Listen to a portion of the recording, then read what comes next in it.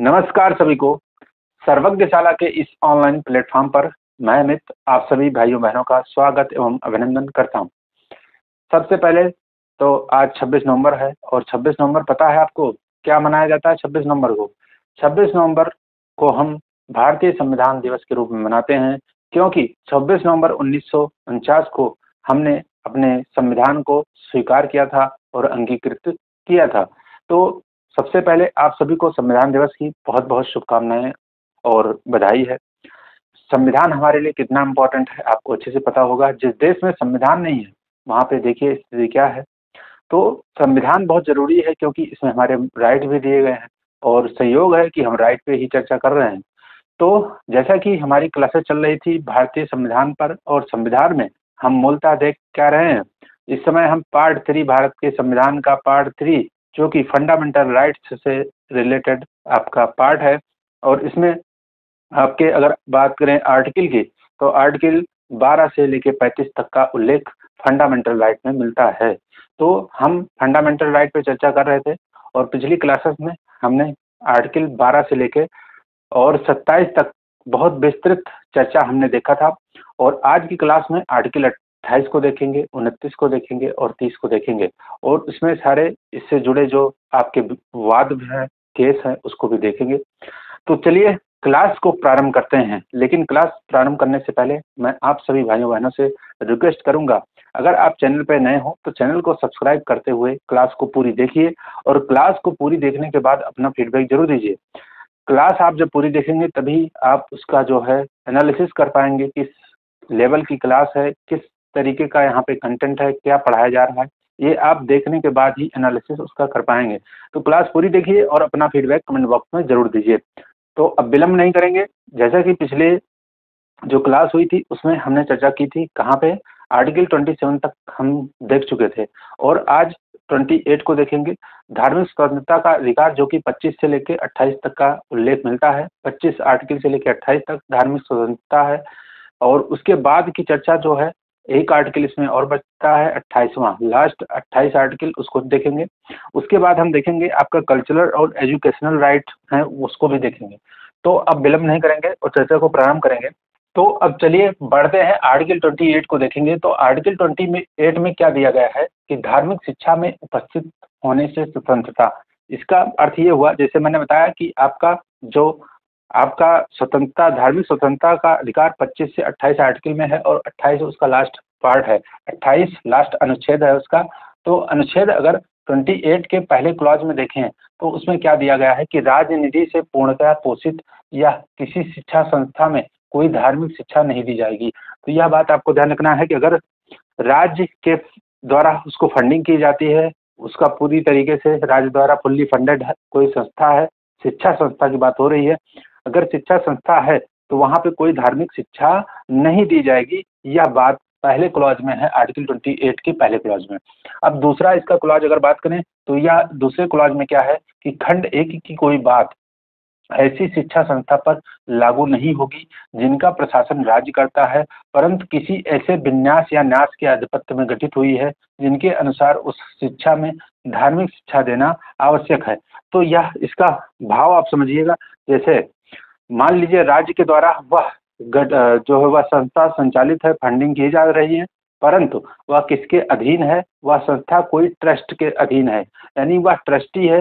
तो अगर ऐसी बात है, कोई ट्रस्ट के द्वारा वह संचालित शिक्षा संस्थान है, तो वहाँ पे आपको यह बातें जो पहले क्लॉज की है वह वहाँ पे लागू नहीं होंगी और उसमें अगर यह धार्मिक शिक्षा देना आवश्यक है तो वहाँ पे दिया भी जा सकता है। तो यह बात आपको ध्यान रखनी है कि पहले क्लॉज की बातें दूसरे क्लॉज पे लागू नहीं होंगी। अगर ऐसी बातें हैं कि अगर कोई ऐसी शिक्षा संस्थान है जिनका प्रशासन तो राज्य करता है परंतु वह किसी विन्यास या न्यास यानी ट्रस्ट के आधिपत्य के अधीन जो है गठित हुई हैं और उस ट्रस्ट के अनुसार उसमें क्या शिक्षा, धार्मिक शिक्षा देना आवश्यक है, तो ऐसा पहला क्लॉज की बातें जो है दूसरे पे लागू नहीं होंगी, वहाँ पे धार्मिक शिक्षा दी जा सकती है। यह बात आपको ध्यान रखना है, धार्मिक शिक्षा वहाँ पे दी जा सकती है अगर आवश्यक है तो, और वह ट्रस्ट के अधीन है। तो यह बात आपको ध्यान रखनी है।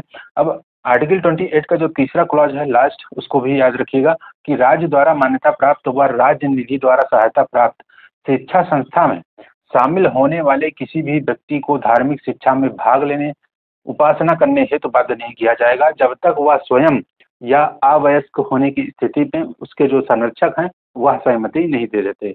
तो इसका क्या भाव है? इसका भाव यह है कि राज्य के द्वारा अगर कोई संचालित कोई संस्था है, शिक्षण संस्थान है, तो वहाँ पे किसी को यह बाध्य नहीं किया जाएगा कि आप जो है कोई धार्मिक शिक्षा लें या किसी धर्म की उपासना यहाँ पे करें, तो इसके लिए बाध्य नहीं किया जाएगा। और जब तक वह क्या स्वयं, जैसे कोई अगर बच्चा है मान लीजिए और अडल्ट नहीं है, तो वह उसके संरक्षक सहमति दे देंगे। अदरवाइज अगर वह अडल्ट है, वयस्क है, तो वह क्या खुद जब सहमति दे देगा तो ऐसी व्यवस्था की जा सकती है। अदरवाइज किसी भी शिक्षण संस्थान में धार्मिक शिक्षा हेतु या कोई धर्म की उपासना करने हेतु उसे बाध्य नहीं किया जाएगा। मान लीजिए एग्जाम्पल के तौर में अगर कोई हिंदू हिंदू धर्म का बच्चा है, तो उसे कोई स्कूल में जबरदस्ती कोई मान लीजिए किसी धर्म अदर रिलीजन का ले लें, मान लीजिए मुस्लिम का है, तो वहाँ पे यह जबरदस्ती नहीं किया जा सकता कि आपको इस धर्म की शिक्षा लेनी है, साथ में इस धर्म का जो है अंतर्गत इसको आपको उपासना भी करनी है, यह बाध्य नहीं किया जाएगा। हाँ, अगर वह स्वयं सहमत है और अगर वह एडल्ट नहीं है तो उसके संरक्षक सहमत हैं, तो ऐसा किया जा सकता है। अदरवाइज राज्य द्वारा घोषित किसी भी शिक्षा संस्था में जो है वहाँ पे क्या धार्मिक शिक्षा लेने हेतु तथा उपासना करने हेतु बाध्य नहीं किया जा सकता। यह बात आपको ध्यान रखनी है। इसका एक्सेप्शन भी है, जैसे मदरसे होते हैं, अभी उसको अगले आर्टिकल में देखेंगे। तो आपका जो धार्मिक स्वतंत्रता का अधिकार है अनुच्छेद 28 तक समाप्त हुआ, यानी 25 से 28 तक का उल्लेख मिलता है, तो 28 समाप्त हो गया। अब जो अगला आपका अधिकार है फंडामेंटल राइट, कुल मैंने बताए थे कि अभी वर्तमान में अगर बात करें तो 6 फंडामेंटल राइट आपको प्रदान किए गए हैं, और इसमें पहले मूलतः अगर बात करें तो 7 थे, संपत्ति के अधिकार को हटा दिया गया था, तो 5वें अधिकार पे हम पहुंच चुके हैं। अब इसके बाद जो हम लास्ट अधिकार फंडामेंटल राइट पढ़ेंगे, जो कि लास्ट होगा 6वां। तो आज हम 5वें को देखते हैं। तो 5वें में आपको पता होना चाहिए, 5वां जो फंडामेंटल राइट है वह संस्कृति शिक्षा संबंधी अधिकार का इसमें उल्लेख मिलता है, यानी कल्चरल एंड एजुकेशनल जो राइट्स हैं आपके, वह यहाँ पे उल्लेख उसका है। और इसमें सिर्फ 2 आर्टिकल आपको याद रखने हैं, 29 और 30। संस्कृति और शिक्षा संबंधी अधिकार के अंतर्गत 2 आर्टिकल का उल्लेख है और इसी का आपको अध्ययन करना है। तो अगर बात करें आर्टिकल 29, तो आर्टिकल 29 में क्या है कि अल्पसंख्यकों के हितों का संरक्षण की बात है। अल्पसंख्यक के हितों की संरक्षण की बात है। और अल्पसंख्यक होते कौन है? अल्पसंख्यक संविधान में बिल्कुल भी परिभाषित नहीं है, और इसको धार्मिक व भाषाई आधार पर अल्पसंख्यकों की परिभाषा बताई जाती है। एक केस आपको ध्यान रखना है, केस का मैं नाम ऊपर लिख रहा हूँ, आपको ध्यान रखना है केस। एक केस है, उसी केस में सुप्रीम कोर्ट ने परिभाषित किया कि जो है कौन है अल्पसंख्यक, यानी माइनॉरिटी कौन है। तो यह एक केस है टीम आई वाद, आपका है 2002 का, 2002 का टीम पाई वाद, आपको ध्यान रखना केस है टीम पाई वाद। तो इसमें क्या कहा सुप्रीम कोर्ट ने कि अल्पसंख्यक कौन है? जो भाषाई भाषाई व धार्मिक आधार पर जिनकी जनसंख्या का हो क्या हो 50% से कम हो। 50% से कम वाले भाषाई व धार्मिक आधार पर जिनकी जनसंख्या 50% से कम है, ऐसे लोग क्या हैं? अल्पसंख्यक हैं। अल्पसंख्यक हैं। तो अल्पसंख्यक की परिभाषा संविधान में वर्णित नहीं है, लेकिन सुप्रीम कोर्ट ने इसको परिभाषित किया है, भाषाई और धार्मिक आधार पर अल्पसंख्यक कहे जा सकते हैं। तो आपको ध्यान रखना है भाषाई व धार्मिक। ऐसा क्वेश्चन पूछा भी गया है, पूछा भी जा सकता है कि आपका अल्पसंख्यक कौन है जनसंख्या के आधार पर। क्वेश्चन में ऑप्शन दे दिया जाएगा जनसंख्या के आधार पर या किसी और ऐसा अगर ऑप्शन दे दिए जाएंगे, तो आपको याद रखना है भाषाई व धार्मिक आधार पर जो है अल्पसंख्यक को परिभाषित किया गया है, वो भी सुप्रीम कोर्ट ने परिभाषित किया है। यह बात ध्यान रखनी है। कॉन्स्टिट्यूशन में इसका उल्लेख कोई परिभाषा नहीं दी गई है, तो यह बात याद रखनी है। अब अगर बात करें तो 1993 में कौन कौन से धर्मों को अल्पसंख्यक धर्म का जो है मान्यता दी गई थी? तो पहले हैं मुस्लिम, दूसरे हैं सिख, तीसरे हैं ईसाई। मुस्लिम, सिख, ईसाई, बौद्ध, पारसी। कौन? बौद्ध, पारसी। अब इसमें एक धर्म आपको नहीं दिख रहा होगा, कौन सा? जैन नहीं दिख रहा है। तो आपको यह ध्यान रखना है, ये 1993 में इनको मान्यता दी गई थी। ये जो है अल्पसंख्यक अल्पसंख्यक हैं, अल्पसंख्यक हैं। लेकिन अगर वर्तमान में बात करें तो 2014 में क्या जैन को भी जैन को भी मान्यता मान्यता दी गई, किसकी? अल्पसंख्यक की, माइनॉरिटी की। तो यह ध्यान रखना है, माइनॉरिटी की मान्यता जैन को भी दे दी गई 2014 में। तो वर्तमान में मुस्लिम, सिख, ईसाई, बौद्ध, पारसी, जैन, ये आपके जो है माइनॉरिटी हैं, अल्पसंख्यक हैं। और मैंने बता दिया अल्पसंख्यक की परिभाषा संविधान में बिल्कुल भी नहीं मिलती है। अगर बात करें 1992 का जो यूएनओ अल्पसंख्यक घोषणा पत्र है, क्या 1992 का यूएनओ 1992 अल्पसंख्यक घोषणा पत्र, अल्पसंख्यक घोषणा पत्र है जो किसका? संयुक्त राष्ट्र का। उसमें क्या अनुच्छेद आपका, उसमें अनुच्छेद 1 में इस घोषणा पत्र की बात हो रही है। अनुच्छेद 1 में क्या कहा गया है कि ऐसे लोग जिनकी विशिष्ट विशिष्ट भाषा हो, विशिष्ट भाषा हो, भाषा, और साथ में विशिष्ट भाषा के साथ में संस्कृति हो, विशिष्ट पहचान हो, वे अल्पसंख्यक होंगे।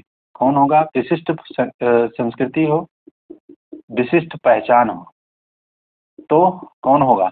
वे अल्पसंख्यक होंगे। और सरकारें, सभी सरकारें जो है उनका दायित्व है कि अल्पसंख्यकों का संरक्षण करें। तो संयुक्त राष्ट्र के जो घोषणा पत्र है 1992 का, उसमें भी अनुच्छेद 1 में यह कहा गया है कि अल्पसंख्यक कौन है? अल्पसंख्यक वो हैं जो विशिष्ट संस्कृति या विशिष्ट पहचान रखते हों।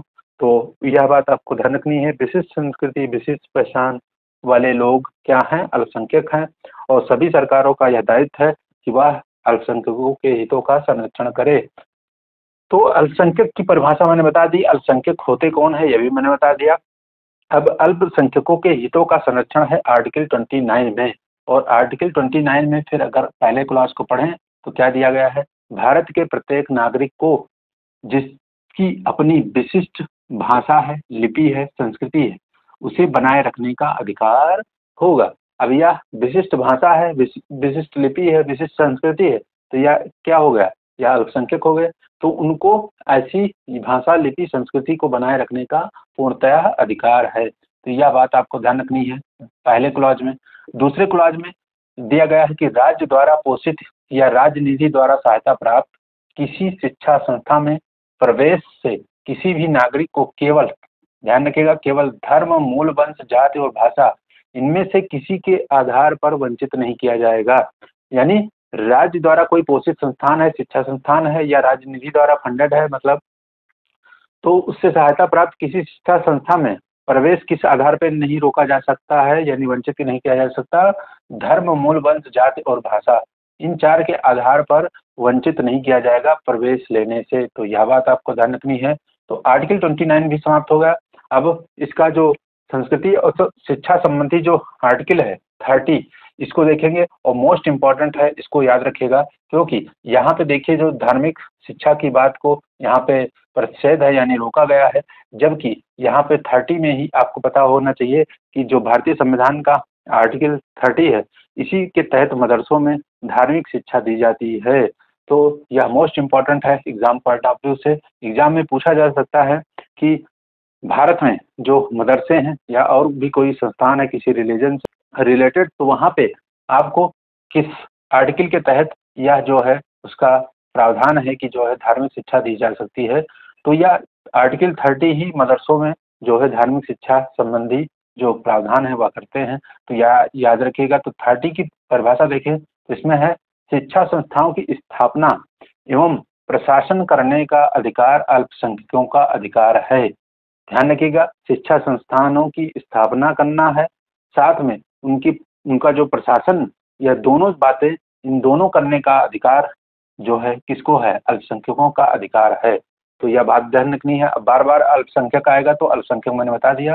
तो यह आर्टिकल 30 की बात है कि शिक्षा संस्थाओं की स्थापना एवं प्रशासन करने का अल्पसंख्यकों का अधिकार है, यह बात ध्यान रखना।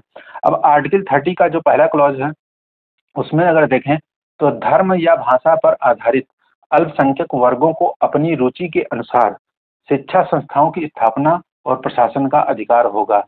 देख लीजिए, धर्म या भाषा पर आधारित अल्पसंख्यक कोई भी है, अल्पसंख्यक वर्ग है, वह अपनी रुचि के अनुसार शिक्षा संस्थानों की स्थापना कर सकता है और उसका प्रशासन कर सकता है। ऐसा अधिकार आर्टिकल 30 के पहले क्लॉज में दिया गया है। तो आपको भूलना नहीं है, बहुत ही महत्वपूर्ण है। आर्टिकल 30 जो है मोस्ट इम्पोर्टेंट है, आपको अच्छे से याद रखना है। अब आर्टिकल 30 का जो दूसरा क्लॉज है इसको भी पढ़ेंगे तो इसमें दिया गया है कि शिक्षा संस्थाओं को सहायता देने में राज्य किसी धर्म या भाषा आधारित किसी अल्पसंख्यक वर्ग के प्रबंध के आधार पर भेदभाव नहीं करेगा। जैसा कि अल्पसंख्यकों को अधिकार है, अगर मान लीजिए कोई अल्पसंख्यक अपनी संस्था स्थापित करता है, उसका प्रशासन करता है, तो यह राज्य ऐसा नहीं करेगा कि किसी को धर्म के आधार पर या भाषा के आधार पर उसके साथ भेदभाव किया जाए। यानी वह अल्पसंख्यक है, उसने अपनी स्थापना की है शिक्षा संस्थान की, तो उसकी स्थापना और वह प्रशासन करेगा। तो प्रशासन करेगा, स्थापना करेगा, तो उसके आधार पर, धर्म या भाषा आधार पर क्या राज्य उसके साथ कोई भेदभाव नहीं कर सकता। यानी उसके प्रबंधन में अगर कोई बात है तो उसमें भेदभाव नहीं करेगा। कि मतलब ऐसे एग्जाम्पल के तौर पे ले लीजिए, मान लीजिए वह सिख धर्म का संस्था है, स्थापना हुई, प्रशासन हुआ।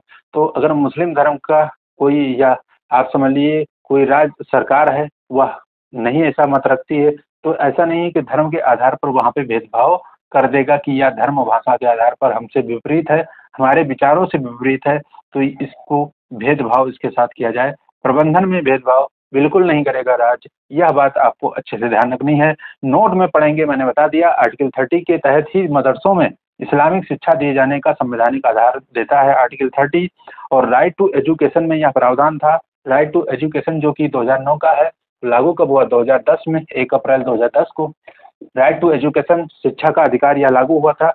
और उसमें यह व्यवस्था की गई थी कि कोई भी शिक्षण संस्थान है, उसमें समाज के जो दुर्बल लोग हैं, दुर्बल तबके के जो बच्चे हैं, उनके लिए 25% का आरक्षण रखा जाएगा। 25% का आरक्षण रखा जाएगा। राइट टू एक्ट में यह बात थी, लेकिन आर्टिकल 30 के तहत यह जो एक्ट है वह लागू नहीं होता। इस पे, किस पे? मदरसों पे। तो यह बात आपको ध्यान रखनी है कि अल्पसंख्यक शिक्षण संस्थानों में यह जो एक्ट है वह लागू नहीं होता, क्योंकि उसमें यह रिजर्वेशन की बात करता है और रिजर्वेशन 30 के तहत नहीं दिया जाएगा। तो मदरसों में इस्लामिक शिक्षा दिए जाने का जो संवैधानिक आधार है वह आपका अनुच्छेद 30 है, और यह बात ध्यान रखनी है। और राइट टू एजुकेशन जो 2009 में आया, लागू हुआ 1 अप्रैल 2010 को, इसमें प्रावधान है कि शिक्षण संस्थान में समाज के दुर्बल तबके के जो बच्चे हैं उनके लिए 25% का आरक्षण रखा जाएगा। लेकिन यह आरक्षण आपका जो है अल्पसंख्यक जो शिक्षण संस्थान है उसमें लागू नहीं होता। यानी आर्टिकल 30 के तहत यह प्रावधान है और यह एक्ट लागू नहीं होगा। किसमें? अल्पसंख्यक शिक्षण संस्थानों में यह लागू नहीं होगा। तो यह बात भी ध्यान रखनी है। अब लास्ट में, आज की क्लास की चर्चा में लास्ट में एक मैं केस बताऊंगा। केस का नाम है महलन कारा। महलन करा सीरियल कैथोलिक कॉलेज है, सीरियल कैथोलिक कॉलेज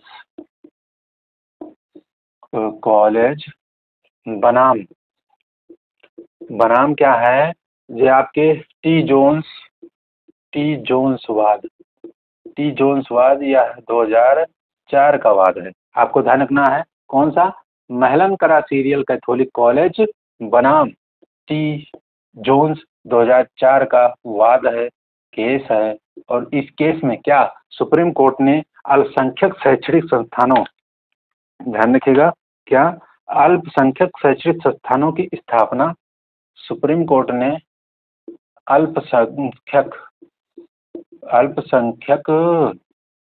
शैक्षणिक संस्थानों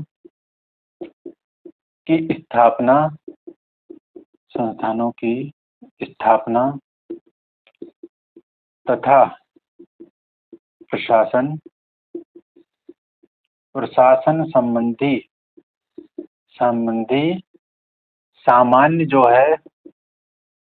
सामान्य सिद्धांत प्रस्तुत किए थे। यह बात आपको ध्यान रखनी है। महलन करा सीरियल कैथोलिक कॉलेज वर्सेस क्या टी जोन्स वाद है किया। तो आपको ध्यान रखना है, इस वाद में सुप्रीम कोर्ट ने अल्पसंख्यक शिक्षा संस्थानों की स्थापना तथा प्रशासन संबंधी आपके सामान्य सामान्य नहीं है सामान्य सिद्धांत प्रस्तुत किया था उसमें। तो यह बात भी आपको अच्छे से ध्यान रखनी है। तो आर्टिकल 30 तक की हमारी चर्चा हो चुकी है। अब अगला जानते होंगे आपका जो फंडामेंटल राइट है 6वें नंबर का, उसको देखेंगे। और 6वां नंबर का फंडामेंटल राइट आपका जो है आपका संपत्ति का अधिकार है, आर्टिकल 31, जो कि अब इसमें वर्तमान में मौजूद एग्जिस्ट नहीं करता है, लेकिन फिर भी हम देखेंगे 31 आर्टिकल को देखेंगे। उसके बाद हम लास्ट जो संवैधानिक उपचारों का अधिकार है उसको देखेंगे। तो बहुत डिटेल में हमारी क्लास चल रही है और हमारा प्रयास है कि आर्टिकल के साथ साथ आपको जो इससे जुड़े महत्वपूर्ण केसेस हैं वो भी ना छूटे और डिटेल में क्लास हो, ताकि आपको छोटे से एग्जाम से लेकर बड़े एग्जाम में इसका लाभ मिले। तो यह क्लास आपको, यह चर्चा आपको कैसी लगी कमेंट बॉक्स में जरूर बताइएगा। मेरा हमेशा प्रयास रहता है कि बेहतर पढ़ा जाए, ताकि एक बार पढ़िए बार बार झंझट ना रहे। एक बार पढ़िए, रिवीजन करते चलिए और वो आपके सारे एग्जाम में उसका बेनिफिट मिले। तो यही प्रयास रहता है, आप लोगों का जो है सपोर्ट बना रहेगा तो यह निरंतर क्लास हमारी चलती रहेगी। आप लोग क्लास को पूरी देखिए और अपना फीडबैक कमेंट बॉक्स में जरूर दीजिए। तो मिलेंगे नेक्स्ट चर्चा में, तब तक के लिए आप सभी को राधे राधे, जय श्री कृष्णा।